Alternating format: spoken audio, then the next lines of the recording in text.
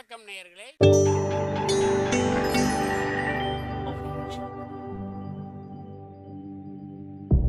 மகிழ்ச்சிக்கோர் தென்கட்சி என்ற அலைவரிசையில்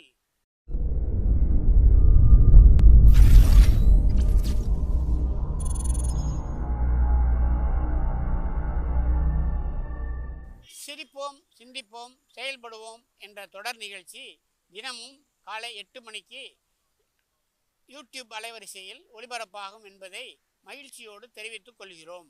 ஒரு மன்னன் ஒரு நாள் தன்னுடைய அமைச்சரை அழைச்சிக்கிட்டு காட்டுக்கு போனான். அங்கே ஒரு முனிவர் இருந்தார். அவர் முன்னாடி போய் நின்னான். சுவாமி, என்னை ஆசீர்வாதம் பண்ணுங்க, எனக்கு ஏதாவது புத்தி சொல்லுங்க அப்படின்னா. அவர் ஆசீர்வாதம் பண்ணார். அதுக்கப்புறம் சொன்னார், மகனே, நீ எந்த காரியத்தை செஞ்சாலும் செய்யறதுக்கு முன்னாடி ஒரு தடவை அதனால் ஏற்படக்கூடிய விளைவுகளை நல்லா யோசிக்கணும். உன் மனசுக்கு அது சரின்னு தெரிஞ்சால் மட்டும் அதை செய்யணும் அப்படின்னார். அரசன் அவர் சொன்னதை அப்படியே மனசில் வாங்கிக்கிட்டான். அவர் காலடியில் விழுந்து வணங்கினான். 100 பொற்காசுகளை அவர் காலடியில் வச்சுட்டு திரும்பினான். அமைச்சர் இதை கவனித்தார். என்ன இது, நம்ம அரசர் இவ்வளவு ஏமாளியாக இருக்கிறாரே, இந்த ஒரு சாதாரண யோசனை சொன்னதுக்கு 100 பொற்காசுகள் கொடுத்துட்டாரே அப்படின்னு இவர் நினச்சார். அமைச்சர் இப்படி நினைக்கிறது அவர் முகத்தை பார்த்ததுமே அரசனுக்கு புரிஞ்சுட்டுது. இருந்தாலும் அதை பற்றி ஒன்றும் கேட்டுக்கல. 2 பேரும் திரும்பி அரண்மனைக்கு வந்து சேர்ந்தாங்க. அதுக்கப்புறம் அந்த அரசன் என்ன பண்ணான் தெரியுமா? காட்டில் முனிவர் சொன்ன அந்த புத்திமதியை ஒரு கல்லில் கல்வெட்டாக செதுக்கினான். தன்னுடைய அறையில் எல்லார் கண்ணிலையும் படும்படியாக அதை பதிய வச்சுட்டான். அப்படி ஒரு இடத்துல பதித்து எல்லோரும் பார்க்குறது மாதிரி பண்ணிவிட்டான்.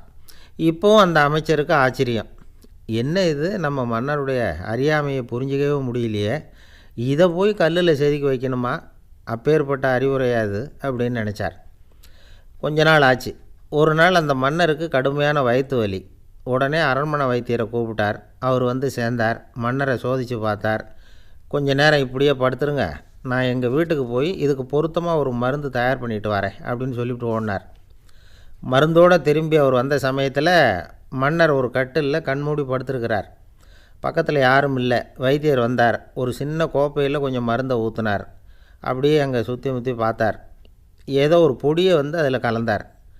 கலந்து எடுத்துக்கிட்டு மன்னரை நெருங்கினார். கொஞ்சம் யோசனை பண்ணார். அப்புறம் திரும்பி போனார். கையில் இருந்த மருந்தை அப்படியே கீழே கொட்டிவிட்டு வந்தார். அந்த கோப்பையை நல்லா கழுவி சுத்தம் பண்ணிவிட்டு மறுபடியும் கொஞ்சம் மருந்தை ஊற்றிக்கிட்டு வந்தார். அதுக்கப்புறம் மன்னா அப்படின்னு சொல்லி மெதுவாக கூப்பிட்டார். இவர் எழுந்திரிச்சார். அப்புறம் இவர் சொன்னார், மன்னர், வைத்தியரே, நான் கண்ணை மூடிக்கிட்டு இருந்தாலும் அப்பப்போ கவனிச்சிக்கிட்டு தான் இருந்தேன்.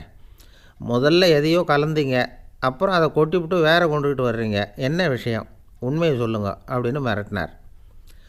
வைத்தியர் மிரண்டு போயிட்டார். அப்படியே பொத்துன்னு மன்னருடைய காலில் விழுந்தார். அதுக்கப்புறம் உண்மையை சொன்னார். மகாராஜா, உங்களுடைய படை தளபதி உங்களை கொல்றதுக்காக சதி பண்ணார். விஷம் கலந்து கொடுக்கும்படியாக சொன்னார். வெகுமதி நிறைய தர்றேன்னார். நானும் சரின்னு சொல்லிவிட்டு இங்கே வந்தேன். அவர் கொடுத்த விஷப்பொடியை மருந்தில் கலந்தேன்.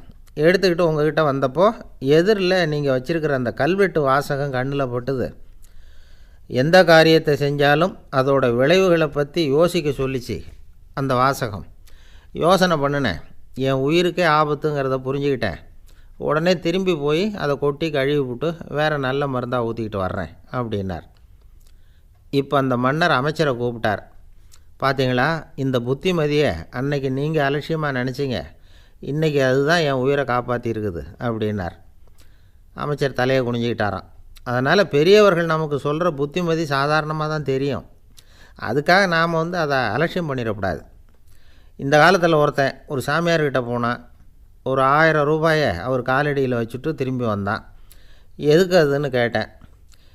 இன்றைக்கி நான் இந்த அளவுக்கு நல்லபடியாக இருக்கிறதுக்கே அவர் தான் காரணம்.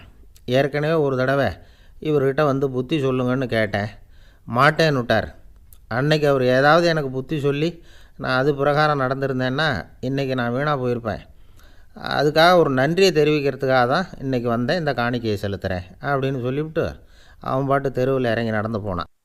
ஐயா தென்கட்சி கோ சுவாமிநாதன் அவர்களின் மகிழ்ச்சிக்கோர் தென்கட்சி தொடர் நிகழ்ச்சியினை கேட்டு பயன்பெறுங்கள்.